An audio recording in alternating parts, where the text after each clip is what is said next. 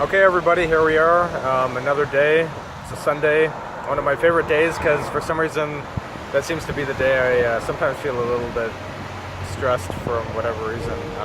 Anyways, I drove out towards Malibu today. I was going to go to the Self-Realization Center, but I was running a little bit behind, so I thought I would just stop by the ocean and absorb some of nature's energy. So with that being said, today I wanted to talk a little bit about something that happens to a lot of us, and that was spawned on by a friend of mine who called me earlier this week, and I thought it was apropos to kind of address it because I wanted her to look at it from another direction, and this may help some of you. And so the reason she called me is because she felt like she was making the same mistakes over and over again in her life.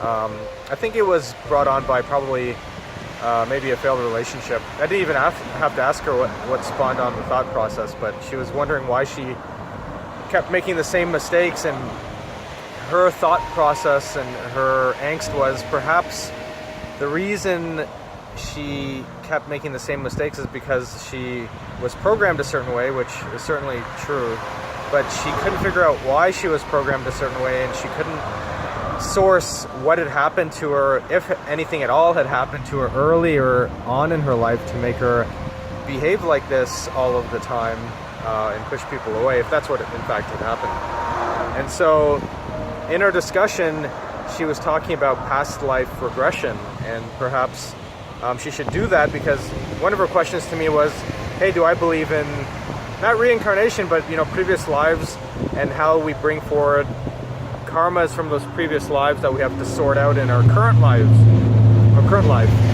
And I kind of have mixed emotions or mixed thoughts about that whole regression analysis thing. I'm not disputing it's true. I don't think it's even been proven properly yet. But I think part of it is, for me, when I analyze things, is I think it's too easy to throw things on that. And my other issue with karma is this year I've started to really question the complete validity of it, because for me, karma would be a tit-for-tat thing where if you do one bad thing, one or two bad things will happen back to you. I've noticed a good number of good things happen to bad people, and a fair number of bad things happen to good people. And so it's almost too easy just to blame it on, like a past life or what have you.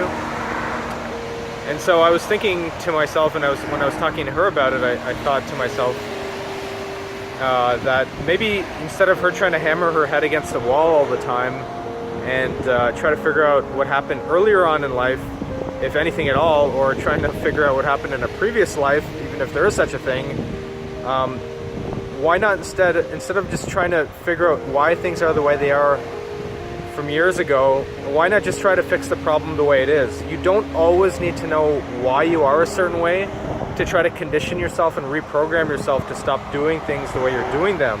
As an example, let's get to the relationship thing. If you do find yourself always pushing a new relationship away and just acting crazy for no reason, you don't always have to come up with the source of why you started acting that way. Maybe something happened to you when you were 5 years old with a parent. You don't need to always know the source of it to at least start to recognize when you're starting to behave in a certain way, so you can stop behaving that way and stop yourself from going down that path when you're with somebody, so you can actually do better. I know people say, well, don't you have to know why you're doing it to stop it in the first place if you're programmed? It sure as hell helps, but if you've come a long way in your life and you're 30 or 40 and you still can't figure it out, what are you going to do? Just keep hammering your head against the wall and repeating the same mistakes? To take things from a different angle, start programming yourself to look for your own behaviors that you're currently doing so that you can immediately stop them once you notice them happening, instead of just trying to be a victim of programming all of the time. So that's the first thing I would say to that. You don't have to get through step one to get through step two. Let me put it that way. You can jump into step two if you keep failing in step one. That's okay. Start seeing, well, this is true. Programming is a result of things that haven't even happened to you yet in this timeline. And this kind of gets a little bit weird if you want to think about it this way, but we think about things the way they are today because of things that happened in the past. What if things are the way they are today because of things that happen in the future? So this looks at, I'm not about to talk about time travel or anything, but instead of bending your head around time travel, bend your head around, what if you look at time in this constant, which is actually everything's already happened already, and you're just kind of moving through it. And sure, you can go in different directions, but maybe characteristics you possess today are possibly as a result of things or events in your life that may happen in the future. I know it sounds a bit crazy, but why not accept that, or at least ponder on that? Because a lot of people, they keep trying to figure out, why am I acting this way? You know, where did this come from? Myself included, to be honest with you, sometimes. I don't hold myself out of this example. And I thought to myself, well, maybe I possess certain traits or characteristics in my life to help me with things that may happen in the future. Great example, I'm very analytical. Before I was analytical, that same trait was called indecisive, right? And I would start getting frustrated with it. You know, I would go to Target and I would spend, 20 minutes looking at the underwear aisle, figuring out which boxers I wanted to buy. And, to somebody else that might be, that may look super indecisive. Why is he having a hard time with it? And I started to reframe that at some point. I started to think to myself, well, I don't really think I'm indecisive. I'm actually really analyzing everything I'm doing, even if it's something that's pretty mundane, or an innocuous decision such as that. To the external observer, I may look very indecisive, but to me, when I started reframing it, I thought, you know what, I'm actually just really analytical. I'm just really analyzing my choice before I jump into it. Now, the thing is, you may think, well, that's a total waste of time with the underwear example. Yeah, I agree, it probably was. But you can't look at things in a vacuum like that. Look at that characteristic for everything in your life. What are the benefits to being that way?